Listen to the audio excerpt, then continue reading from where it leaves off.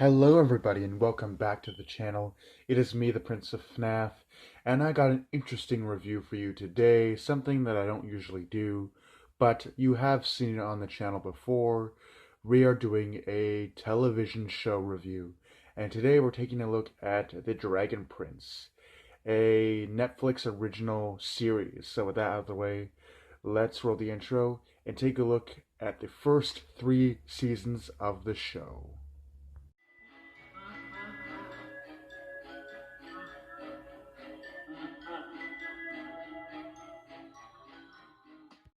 The Dragon Prince tells an epic story of our 3 main characters, Callum, Ezran, and Rayla, on their treacherous journey to return the egg of the Dragon Prince to its mother in Exadia, a magical kingdom which is ruled over by dragons.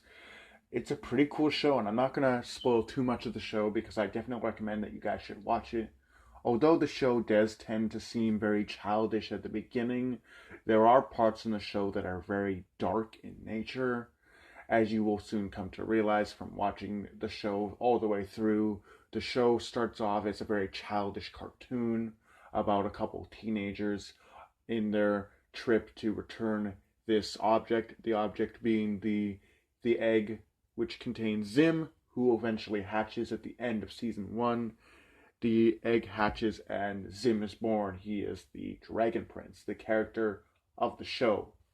So yeah, it's a pretty good show. It talks about dark magic and all this crazy stuff. And the way they talk about dark magic in the show is that dark magic is basically made up of magical creatures, their essence, their life force.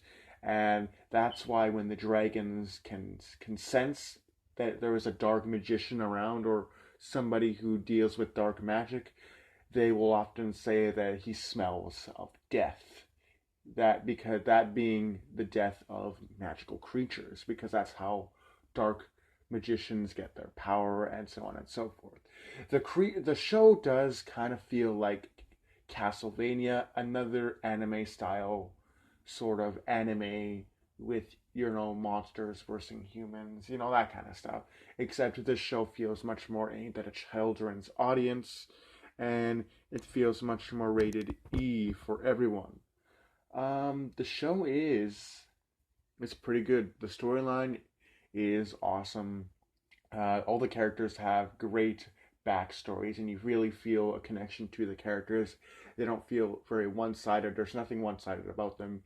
Each character has its own personality that you can relate to in some way.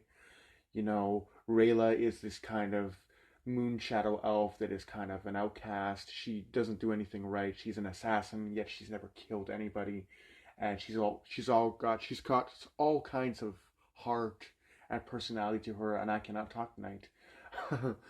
Callum is kind of this weird, geeky kid, and to be honest, I thought this was kind of weird that Ezran is the prince and not Callum, because I guess technically the show sets up that Ezran is actually the King Harrow's actual son, so hence why he is the next in line to become king. And yeah, the show just has a lot of complex story elements. If you get past the childish nature of the show, it really does have an in-depth storyline. And I can't wait to see what happens with season 4. And yeah, I mean, the show is really great, and you should definitely check it out on Netflix. It's got all 3 episodes right now, and the way the third season ends, it makes it seem like Netflix has plans for the show, as well as it seems that we are going to be getting a bunch of brand new books, novels, activity books situated around the lore of the show itself. So I hope you guys enjoyed. Do take care, and I'll see you guys in the next video.